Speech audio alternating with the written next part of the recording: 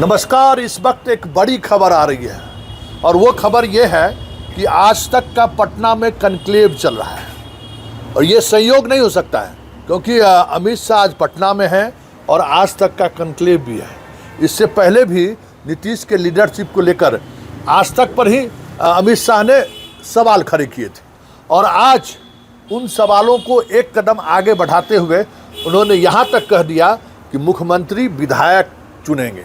मतलब नीतीश को लेकर उन्होंने सिर्फ चुप्पी ही नहीं साधी, नीतीश के कैंडिडेट को ही उन्होंने खारिज कर दिया।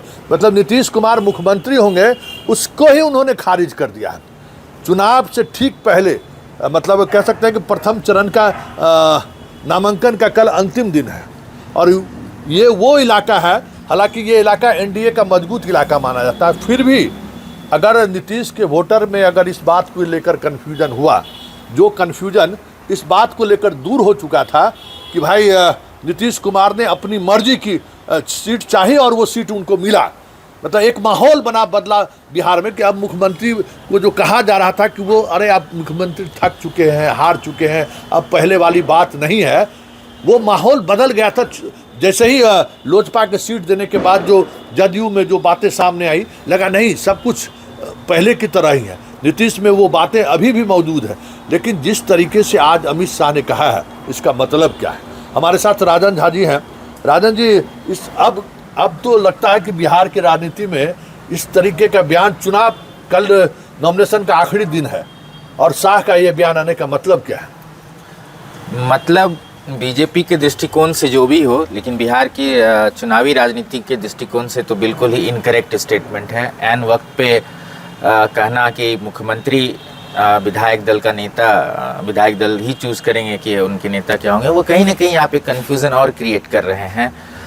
तो ये मेरे ख्याल से तो एक पॉलिटिकली इनकरेक्ट स्टेटमेंट है चुनावी गणित के हिसाब से, और इसका दुष्प्रभाव पड़ सकता है बिहार के आगामी चुनाव में, उसका दुष्प्रभाव पड़ सकता है। देखिए, बीजेपी के जो आप कैंडिडेट की लिस्ट भी देखेंगे तो 50% के आसपास अपर कास्ट के कैंडिडेट है। अपर कास्ट का वोट तो आपको कमोबेश मिलेगा, लेकिन जो नीतीश की पार्टी जहां 101 विधानसभा चुनाव पे वो कंटेस्ट कर रही है विधानसभा सीट पे, वहाँ यदि कन्फ्यूज़न हुआ, वहाँ यदि असमंजस हुआ और वो सीटें हार जाती है, जदयू हार जाती है तो यानी गठबंधन का भी सीटें कम होती है। तो ये पता नहीं क्यों दिया है अमित शाह ने स्टेटमेंट, लेकिन मेरे ख्याल से ये इनकरेक्ट है। मुझे तो गलत लगता है कि इस समय ऐसा स्टेटमेंट नहीं है। बड़ा राजनीतिक बयान का बवंडर हो सकता है। ये चुनाव में एक टर्निंग पॉइंट हो सकता है। और आप देखेंगे राजद की भी तरफ से भी सोशल मीडिया पे बहुत सारे ऐसे बयान दिए जा रहे हैं कि नीतीश को बीजेपी सेट कर दी है, बीजेपी नीतीश को फिनिश कर दिया, पप्पू यादव का स्टेटमेंट। तो एक गोलबंदी की संभावना हो सकती है, एक पिछड़े गोलबंदी की संभावना हो सकती है, जिसका बीजेपी को नुकसान 2015 में भी हुआ था और इस तरह की राजनीति बनने की संभावना मुझे दिख रही है इस स्टेटमेंट से। लेकिन एक बात समझ से परे लग रहा है राजन जी, ये बहुत मुश्किल है। ये पॉलिटिकली जो है ये चीज़ हम लोग भी नहीं सोच सकते, एक विश्लेषक के रूप में, एक पत्रकार के रूप में। आप अभी चंद दिनों पहले एक कोशिश हुई कि वो तमाम ऐसी सीटें जहां जदयू मजबूत स्थिति में थे एलजेपी को दे दिया गया। फिर एक विवाद शुरू हुआ और अल्टीमेटली नीतीश कुमार उन जगहों पर टिकट बांटना शुरू कर दिया। फिर बीच का रास्ता निकाला गया, वो तमाम सीटें फिर से लौटाई गई जदयू को।